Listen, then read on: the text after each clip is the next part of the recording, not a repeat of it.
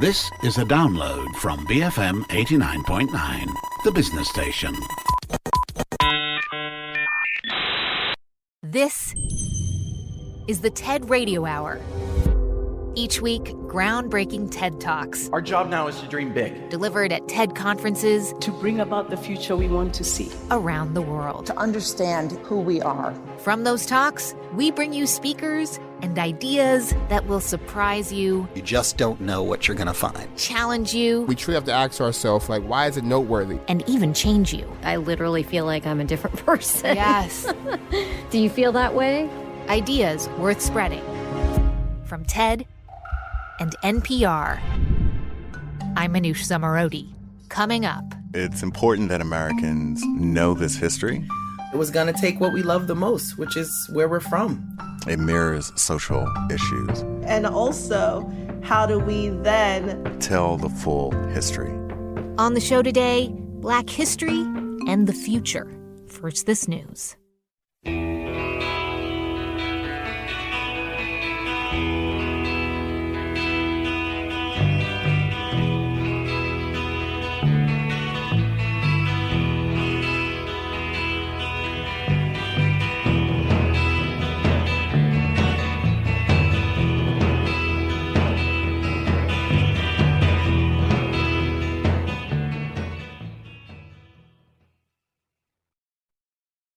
It's the TED Radio Hour from NPR. I'm Manoush Zomorodi. And to mark the achievements, the excellence, and accomplishments of Black Americans this Black History Month, the team and I want to dedicate this episode to 3 truly inspiring people whom we've had on the show.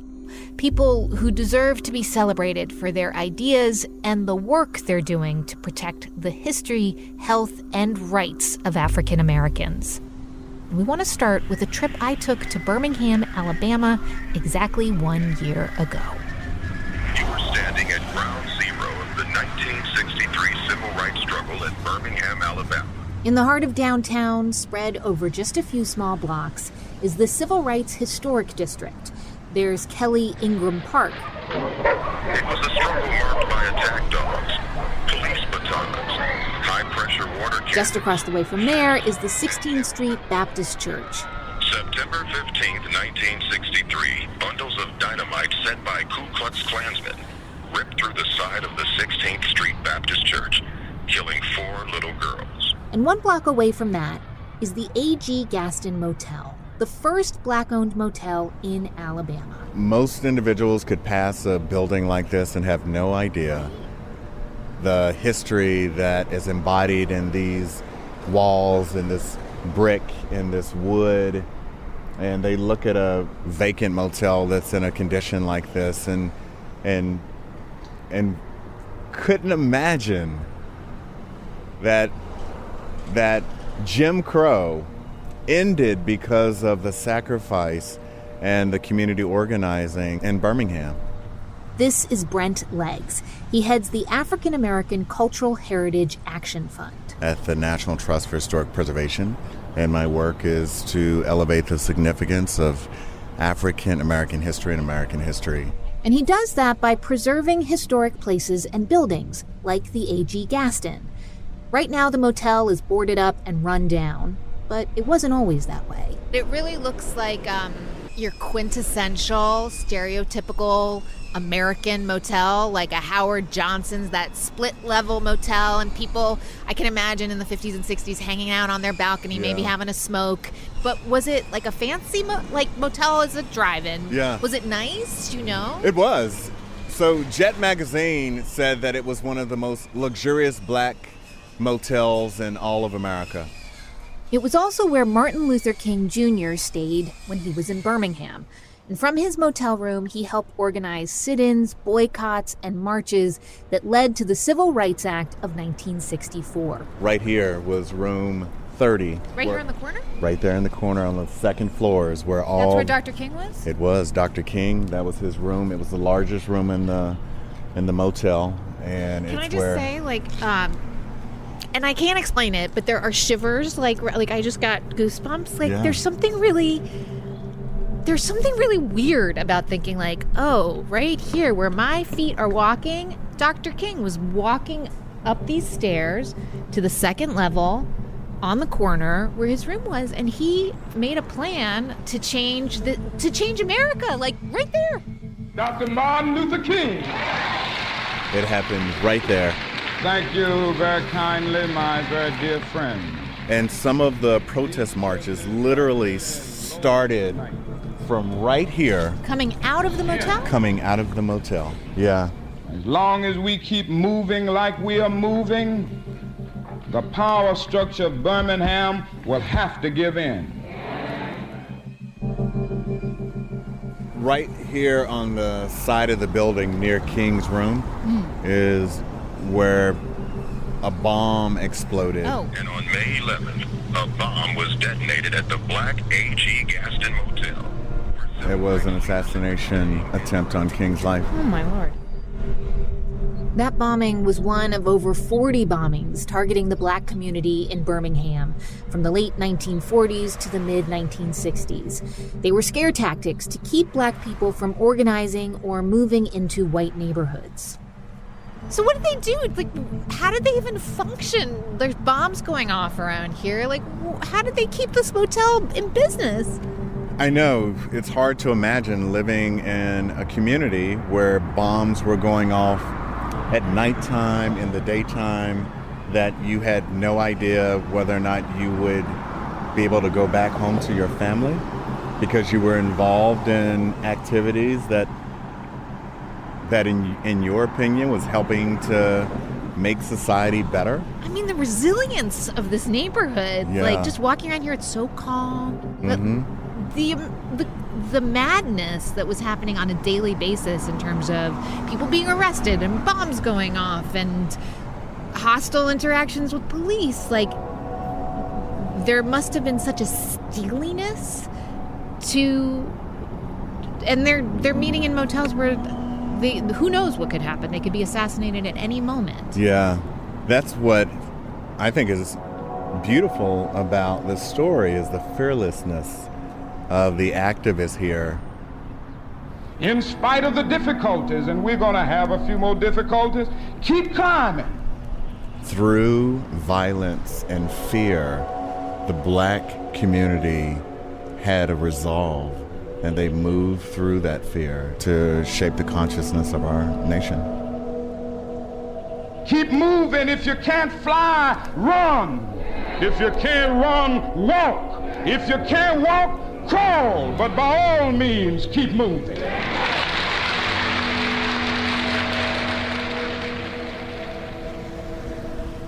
I've been thinking a lot about my trip to Birmingham, the A.G. Gaston Motel, my conversation with Brent, and I just keep thinking, history is repeating itself. I think some of the cultural conflicts that we see that's rooted in race and that's rooted in a legacy of slavery has yet to be fully acknowledged. So when we preserve a place like the A.G. Gaston Motel that tells a civil rights story, we are reminded that we still have a long way to go to be inclusive as a country and to respect all of our citizens and their contributions. Hands up! Don't shoot! Hands up! Don't shoot! It is our duty to fight for our freedom! No justice, no peace! Prosecute the police! Love and protect one another! Never in the history of this nation have so many people been arrested for the cause of freedom and human dignity. You're tired of being second-class citizens. The Birmingham campaign, the March from Selma, the Montgomery bus boycott, the same issues that brought people into the streets then are bringing people into the streets now. It's because this country has not faced its past. As long as you stay second-class citizens, you will never get the thing that you should have. The thing that we are challenged to do is to keep this movement moving. There is power in unity and there's power in numbers. So, Brent, We are at a moment when race is at the forefront of the national conversation. And of course, part of that conversation is about confronting our history. How do you think we can begin to make amends for our country's past atrocities? Making amends means that Black Americans are appreciated, that our community is recognized for a 400-plus year contribution, that our history and the physical places where that history is held are preserved. Making amends means that our nation is making new investments to address years of disinvestment and inequity.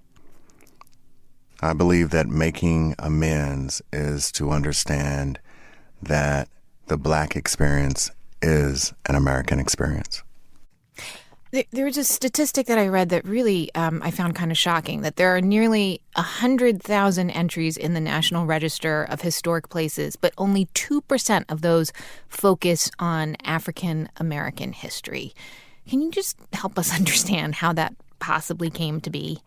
I think in many ways that our National Register of Historic Places, which is the nation's inventory of historic sites that tell an American story, it really is a mirror.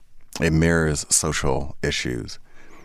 The National Park Service, the National Trust for Historic Preservation, and a whole coalition of advocates are working to rectify this inequity and to list more diverse historic places in our national inventory. So the big vision of the Action Fund is to reconstruct our national identity. And our tagline is, tell the full history. And we do that by preserving sites of enslavement, but with a deeper focus on helping to preserve sites of activism, achievement, and community. I mean, that's a humongous goal, reconstructing our national identity. Do you feel like most Americans are basing what they think it means to be American on an incomplete story? Like, what are they missing? That's exactly it. When I travel around the country and I meet with citizens or organizations and I bring up individuals like Madam C.J. Walker, America's first self-made female millionaire. In 1918, she constructed an elegant historic residence that stands in Irvington, New York, as a symbol of American entrepreneurship. And many Americans have no idea that a Black woman was the first self-made millionaire. So it's... No. Yeah. I did not know that. Yeah. So it's important that Americans know this history, because all Americans should be able to see themselves and their history and their potential in the African American historic places that surround them. And so where do you stand in terms of removing Confederate memorials? Do you think that's a way of making amends? Our position is that we should not erase our history. At the same time, we don't have to revere it. When we come back, we'll hear more from Brent Leggs on tearing down Confederate monuments or keeping them. I'm Manoush Zomorodi, and you're listening to the TED Radio Hour from NPR. Stay with us.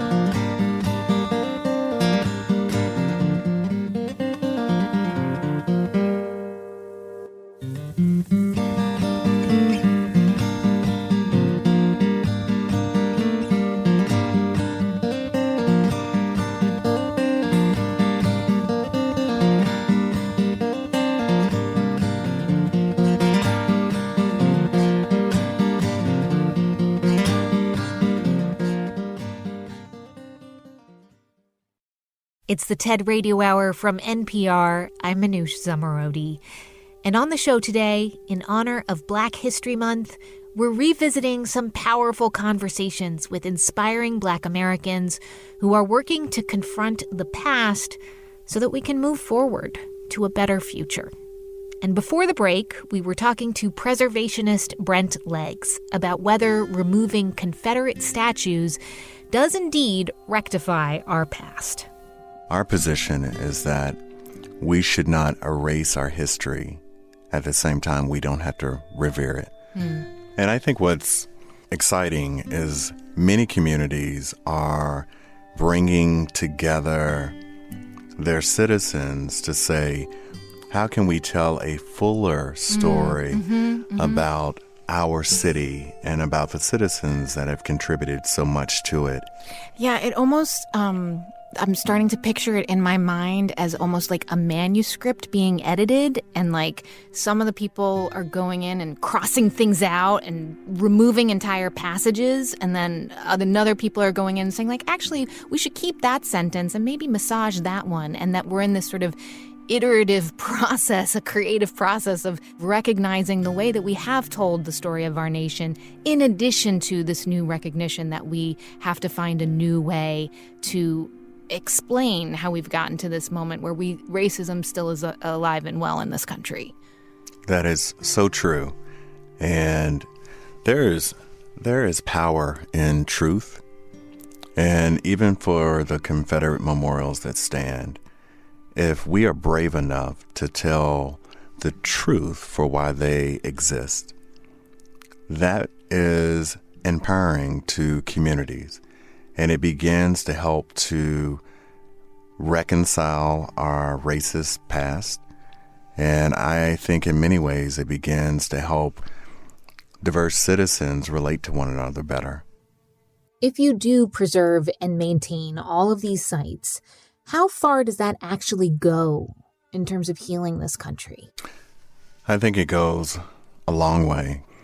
I think it's an opportunity for all Americans to be educated, to reflect on their understanding of history, on the injustices faced by Black people in our country, and most importantly, honor all of the contributions that African Americans have made to this amazing democracy that we call America.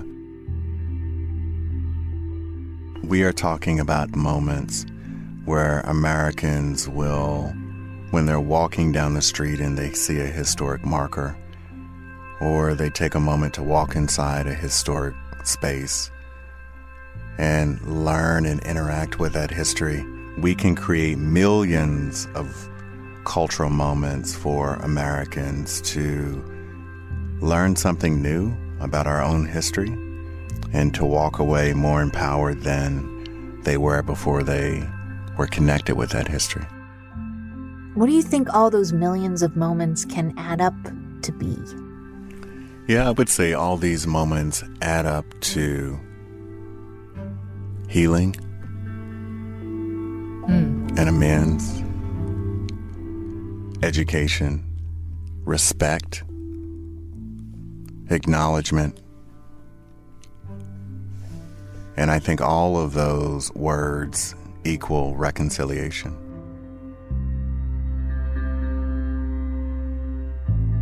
Brent Leggs is the executive director of the African American Cultural Heritage Action Fund.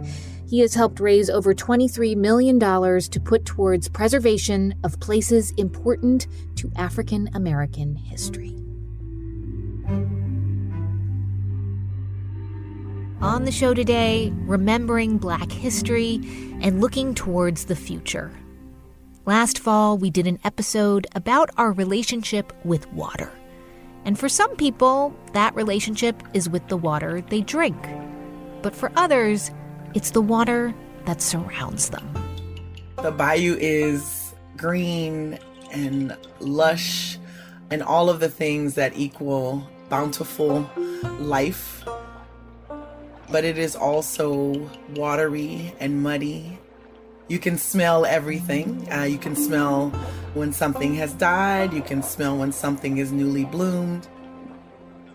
The swamp is very noisy. It's never quiet, full of everything. But if you had to live there your whole life, you would have everything you needed. This is Colette Pichon Battle. She was born and raised in southern Louisiana and grew up in the middle of all of those smells and sounds. Yeah, I grew up in Bayou Liberty, just north of New Orleans, in the Bayou. I lived in the house where my mother was born, that my grandfather built. I lived on the land that has been in my family for generations, even before it was America. Colette is an attorney. She practiced law for years. But these days, she's taken on another role. I'm a climate activist now. Not a title I would have given myself, not a title I would have preferred, but I'll take it, whatever works. She'll take it because she feels like she doesn't have a choice. Rising sea levels and stronger storms are constantly threatening the land that Colette's family has lived on for generations. I work at the community level to make sure that Black folks and poor folks and Native folks are part of this climate movement. For Colette, that means bringing her neighbors into the policy conversations, sharing the science around global warming, and making sure that they contribute their knowledge too, because this community understands the ebb and flow of the water better than anyone. Our livelihood and our life was absolutely with water every day. And in the spring, which most folks understand as hurricane season, that is where you really had to start paying attention. So you would hear people talking about how much rain they got, how far did the flooding go up. But it wasn't a panic. It was more informational. And I can remember as a child during hurricanes, the hurricane has like 3 portions to it. It's the sort of outer wall, the eye, and then the next wall. And as a kid, when the eye would pass, so that was always when you would have several hours of open, clear sky, clear air, and you could go check on things. And I remember it being so much fun to go out in the eye of the storm to go check on folks. Isn't that crazy? Wow, you would get in a we call them pirogue, in a flat bottom boat. You get in a pirogue, go down the street, make sure folks were okay. Wow. It was just enough time to go make sure no one had a tree in their roof or needed help. And then you would go back in and you would wait for that other band to go across. And it wasn't a terrible existence. It was just one where you had to have traditional knowledge coupled with your reality in order to survive. Nature was somewhat predictable, but all that changed in 2005 when those weather patterns shifted. The real moment of noticing that change was Katrina. The water became unrecognizable as the storm ripped through and then scattered Colette's community. I mean, they were all over, and we finally just got a number to folks to call in at one time. We got to hear what was going on or what had happened or what folks had left, and we start with our VA, with our old people. And the first words out of their mouths were, the water has never been this high. And that is when I started learning about the loss of our barrier islands due to oil and gas drilling. Wow. And so the things that protected us weren't there anymore. And the sea level is higher. And so the drastic and dramatic changes was noticeable and evident to everyone. And at the time, you weren't home, right? You had left Louisiana, you were practicing law in D.C., but then you dropped everything and changed your career. It was a crack in the universe to come home and see the destruction of Katrina. And it was in that moment that I said I was never leaving home again. You see that kind of destruction and your life will change whether you want it to or not. That was my moment of career change. I was going to have to take a much different advocacy role, not standing in front of a court pointing to particular pieces of law, but instead standing in front of my community and convince them of what I knew deep in my heart, which was that climate change was going to come after all of us and that it was going to take what we love the most, which is where we're from. A couple years after Katrina, Colette and her community realized that hurricanes of this magnitude were here to stay. And that might mean that they needed to go. She picks up the story from the TED stage. It was about 2 years after Hurricane Katrina that I first saw the Louisiana flood maps. These flood maps are used to show land loss in the past and land loss that is to come. On this particular day at a community meeting, I volunteered to interact with the graphics on the wall And in an instant, my life changed for the second time in 2 years. The graphic showed massive land loss, but more specifically, the graphic showed the disappearance of my community and many other communities before the end of the century. I was standing there with other members of South Louisiana's communities, Black, Native, poor. We thought we were just bound by temporary disaster recovery, but we found that we were now bound by the impossible task of ensuring that our communities would not be erased due to climate change. I just assumed it would always be there. Land, trees, bayous. I just assumed that it would be there as it had been for thousands of years. I was wrong. Oh, Colette, I mean, it's so upsetting. And knowing what you know now, like what happens if there is another Katrina? How does it work? Where do people go? There is another Katrina on the way.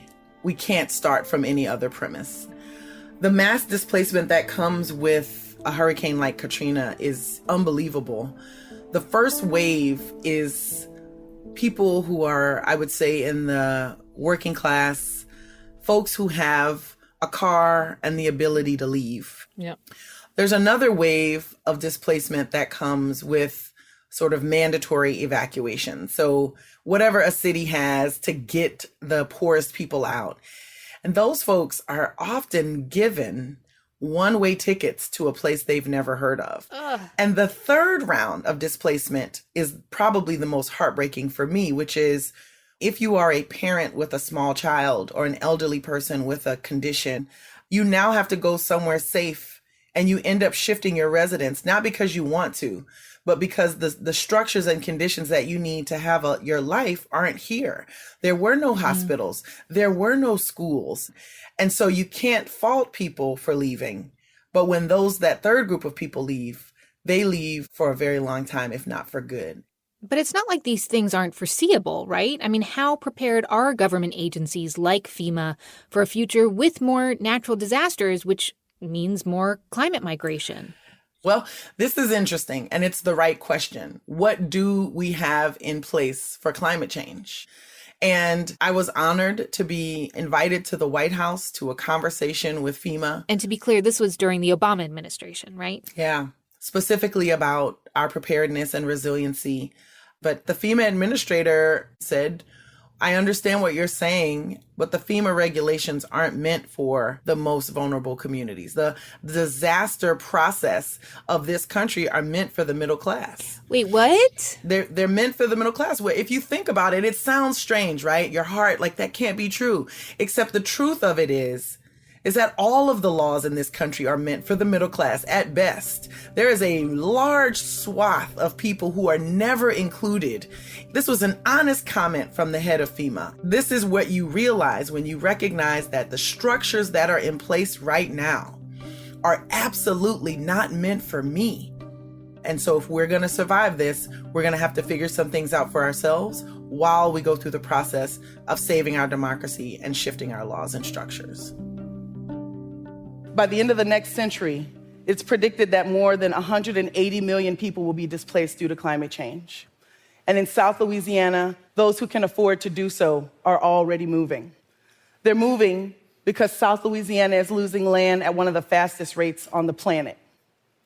We must start preparing for global migration today. This will cause rounds of climate gentrification. Climate gentrification that happens in anticipation of sea level rise is what we're seeing in places like Miami, where communities that were kept from the waterfront are now being priced out of the high ground where they were placed originally as people move away from the coast. And climate migration is just one small part, but it's going to have ripple effects in both coastal cities and cities in the interior. So what do? We must reframe our understanding of the problem. Climate change is not the problem. Climate change is the most horrible symptom of an economic system that has been built for a few to extract every precious value out of this planet and its people, To survive this next phase of our human existence, we will need to restructure our social and economic systems to develop our collective resilience. Colette, I mean, on a day-to-day basis, what does that look like for you? How do you keep up this energy? Yeah, I have, over the last couple of years, called into my life a more spiritual approach to my work. So it's an honor now. It used to be a duty, and now I see it as an honor. This work will make me hate the water or even fear it. And that is absolutely not who I am or where I come from. It would even make me hate this place, right? Hate people. And that is also not who I'm from. We are not a people who are energized by hatred. I come from people who are energized by joy, and we're real loud, just like that swamp, all those crickets and all that. You can hear us, you can smell us, you can come join us anytime. That's who I come from, and I was losing it. And so I have been on a spiritual journey. We're running a Sacred Waters pilgrimage right now with Black and Native women to heal the relationships of Native and Black folks with each other, and to heal the relationship of humanity with our water, with our earth. We are literally doing a pilgrimage down the Mississippi River for the next 7 months to make sure that we advance this, not using legislation, not even using technology, using traditional ecological knowledge and cultural traditions to advance our relationships with one another and our understanding of this planet and the water that she holds, which is our life. The Sacred Waters pilgrimage, what exactly happens on this? Can you tell me more about it? So we pray. Black and Native women and Two-Spirit folks are invited to join the pilgrimage, and we come together and we develop collective ceremony using African tradition and Native traditions. We started Juneteenth at the Headwaters in Minnesota, interestingly enough, the state where George Floyd was killed. This was planned last year in July, by the way. The water called us to that place. Wow. And so the prayers that were offered were not just that we heal our relationship with this earth, but it was that we humans heal our relationship with one another. And that is a place full of pain. You can feel it as soon as you arrive. And so we come together, we pray, we sing, we honor each other. We have courageous conversations about our histories with one another and what colonizing forces had Black folks do to Native folks and what colonizing forces had Native folks do to Black folks. And we ask for reconciliation and forgiveness, because we know that if the victims of the original sins of this country can get together and form a united front, we can actually change this country. That's Colette Pichon Battle. She's the executive director of the Gulf Coast Center for Law and Policy in Louisiana. You can see her full talk at TED.com. On the show today, we're revisiting powerful conversations with Black Americans who have big ideas on how to confront our past and build a better future.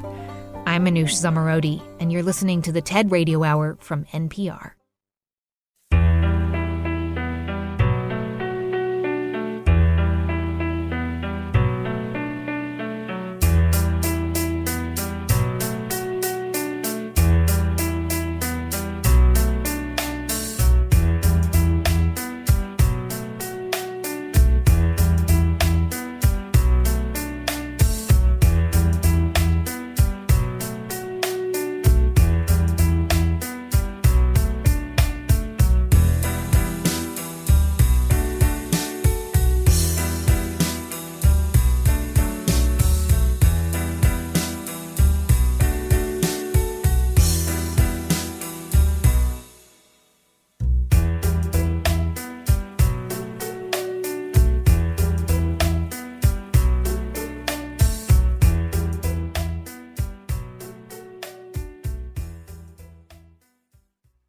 It's the TED Radio Hour from NPR. I'm Manoush Zomorodi.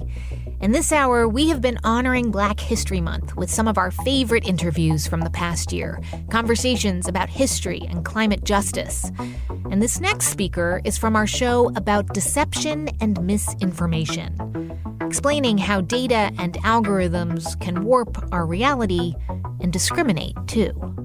We can deceive ourselves into thinking they're not doing harm, or we can fool ourselves into thinking because it's based on numbers that it is somehow neutral. AI is creeping into our lives, and even though the promise is that it's going to be more efficient, it's going to be better, if what's happening is we're automating inequality through weapons of mass destruction and we have algorithms of oppression, this promise is not actually true, and certainly not true for everybody. Weapons of math destruction, algorithms of oppression, which basically means bias and human error can be encoded into algorithms, leading to inequality. To keep them in check, the Algorithmic Justice League to the rescue. My name is Joy Blumwini. I'm the founder of the Algorithmic Justice League, where we use research and art to create a world with more equitable and accountable AI. You might have heard of the male gaze or the white gaze or the post-colonial gaze. To that lexicon, I add the coded gaze, and we want to make sure people are even aware of it, because you can't fight the power you don't see, you don't know about. Joy hunts down the flaws in the technology that's running every part of our lives, from deciding what we see on Instagram to how we might be sentenced for a crime. What happens when somebody is harmed by a system you created? You know, what happens if you're harmed? Where do you go? We want that kind of place to be the Algorithmic Justice League, so you can seek redress for algorithmic harms. You are a lot of things. You're a poet, you're a computer scientist, you are a superhero, like kind of hard to put into a box. Can you just explain why you created the Algorithmic Justice League? Yes, so the Algorithmic Justice League is a bit of an accident. When I was in graduate school, I was working on an art project that used some computer vision technology to track my face. Hi, camera. I've got a face. Can you see my face? So at least that was the idea. You can see her face.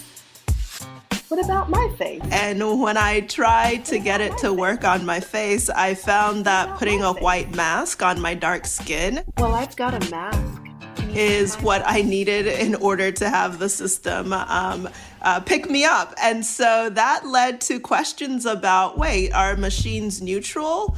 Why do I need to change myself to be seen by a machine? And if this is using AI techniques that are being used in other areas of our lives, whether it's health or education, transportation, the criminal justice system, what does it mean if different kinds of mistakes are being made? And also, even if these systems do work well, let's say you are able to track a face perfectly, what does that mean for surveillance? What does it mean for democracy, First Amendment rights, you know?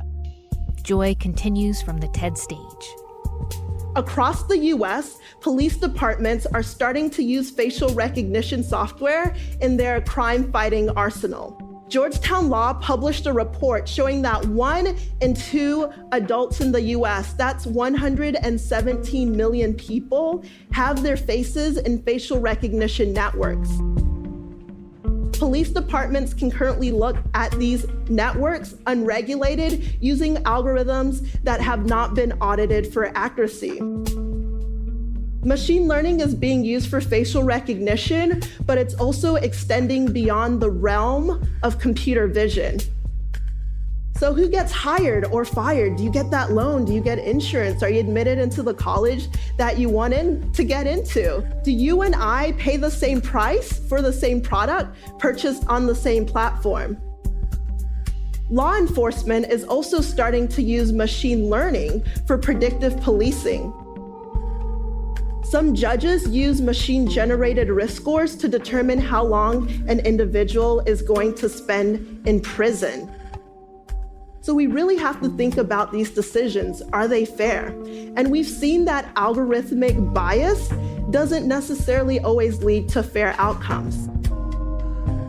When I think about algorithmic bias, and people ask me, well, what do you mean machines are biased? It's just numbers, it's just data.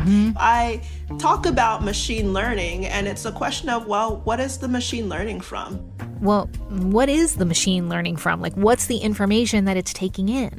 So an example of this, what I found was that for face detection, the ways in which systems were being trained involved collecting large data sets of images of human faces.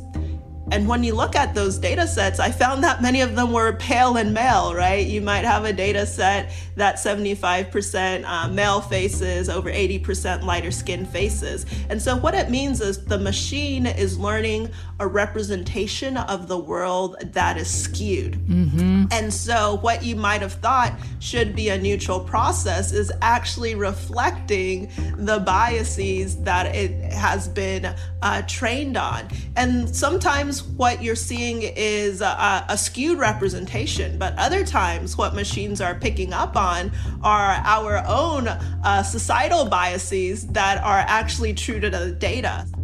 For example, Amazon was building a hiring tool. You need a job, somebody in your life needs a job, right? You want to get hired. And to get hired, you upload your resume and your cover letter. That's the goal. It starts off well. But before a human looks at your resume, it gets vetted by algorithms written by software engineers. So we start off with an intent for efficiency. We have many more applications than any human could go through.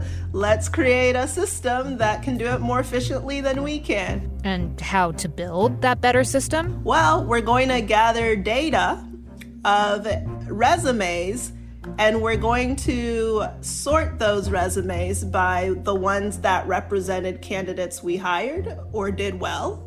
Your target is who you think will be a good long-term employee. And now the system gets trained on the data. And the system is learning from prior data. So I like to say the past dwells within our algorithms.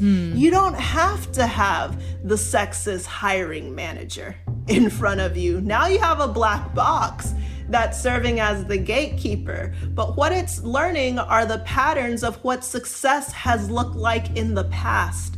So if we're defining success by how it's looked like in the past, and the past has been one where men were given opportunity, white people were given opportunity, and you don't necessarily fit that profile, even though you might think you're creating this objective system, it's going through resumes, right? This is where we run into problems. So here's what happened with Amazon's hiring tool. What happened was, as the model was being built and it was being tested, what they found was a gender bias where resumes that contained the word women or women's or even all women's colleges, right? So indication of being a woman were categorically being ranked lower than those that didn't. And try as they might, they were not able to remove that gender bias, so they ended up scratching the system. They scratched the system, and that's a big win. But one win compared to thousands of platforms that use skewed algorithms that could warp reality. It has not been the case that we've had universal equality or absolute equality, in the words of Frederick Douglass. And I especially worry about this when we think about techno-benevolence in the space of healthcare, right? We're looking at, let's say, a breakthrough that comes in talking about skin cancer. Oh, we now have an AI system, right, that can classify skin cancer as well as the top dermatologist, a study might say, a headline might read. And then when you look at it, it's like, oh, well, actually, when you look at the data set, it was for lighter skinned individuals. And then you might argue, well, you know, lighter skinned people are more likely to get skin cancer. And when I was looking into this, it actually, darker skinned people who get skin cancer, usually it's detected in stage 4 because there are all of these assumptions you're not even going to get it in the first place. So these assumptions can have meaningful consequences. Have you seen any examples of artificial intelligence being used in voting or politics? Yeah, so Channel 4 News just did this massive investigation showing that the 2016 Trump campaign targeted 3.5 million African Americans in the United States, labeled them as deterrents in an attempt to actually keep people from showing up to the polls. They used targeted ads. Yes. And we know from Facebook's own research, right, that you can influence voter turnout based on the kinds of posts that are put on their platform. And they did this in battleground states. And so in this way, we're seeing predictive modeling and ad targeting, right, being used as a tool of voter suppression, which has always been the case to disenfranchise, right? You might say Black lives don't matter, but it's clear Black votes matter because of so much effort used to rob people of what blood was spilt for, for generations.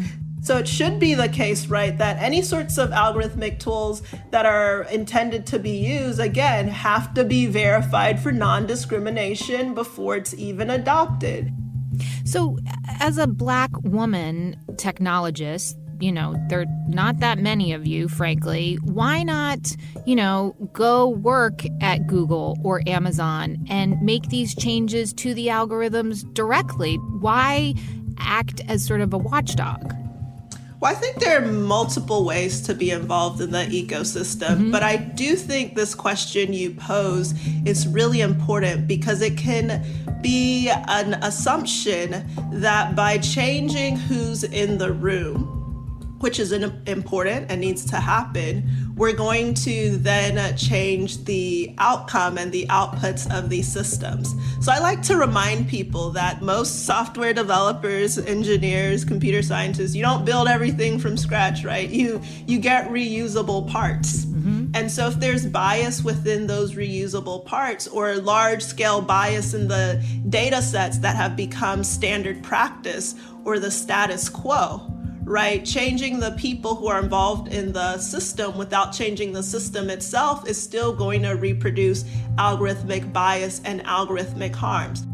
So how do we build systems that are more fair? Like if there's no data for the artificial intelligence to sort of, process to start to pump out recommendations, then how do we even change that?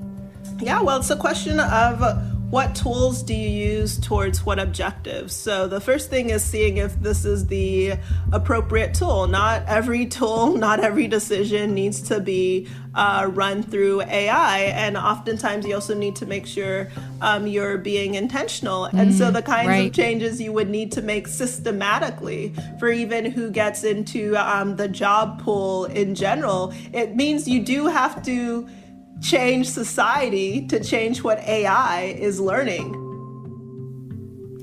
What do you say, Joy, to people who might be listening and thinking like, let's take a step back and look at the bigger picture. We, in many ways, things are way better than they were thanks to technology because, here we are in a pandemic and anyone can work from anywhere because we have the internet and we have Zoom and all of these platforms. Equality and access is on the whole improved. Why?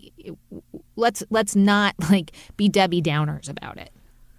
Yeah, I always ask who can afford to say that because I can tell you the kids who are sitting in McDonald's parking lot so they can access the internet to be able to attend school remotely. That has never been their reality. And so oftentimes if you are able to say technology on the whole has done well, it probably means you're in a fairly privileged position. There's still a huge digital divide. Even there are billions of people who don't have access to the internet. I was born in Canada, moved to Ghana, and then grew up in the US. So I had very Western assumptions, about what tech could do, and very much excited to use the tech skills I'd gained as a undergrad at Georgia Tech, to use tech for good, tech for the benefit of humanity. And so when I critique tech.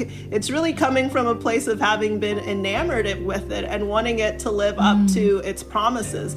I don't think it's being a Debbie Downer to show ways in which we can improve so the promise of something we've created can actually be realized. I think that's even a more optimistic approach than to believe in a wishful thinking that is not true. You know, one thing that you've said that I find I love this idea that you say there's a difference between potential and reality, and that we must separate those two ideas. Yes, so it's so easy to fixate on our aspirations of what tech could be. And I think in some ways it's this hope that we can transcend our own humanity, right? Our own failures. And so, yes, even if we haven't gotten society quite right, ideally we can build technology that's better than we are. But we then have to look at that fact that technology reflects who we are. It doesn't transcend who we are. And so I think it's important that when we think about technology, we ask, what's the promise? What's the reality? And not only what's that gap, but who does it work for? Who does it benefit? Who does it harm, and why? And also, how do we then step up and stand up to those harms? That's Joy Buolamwini, founder of the Algorithmic Justice League.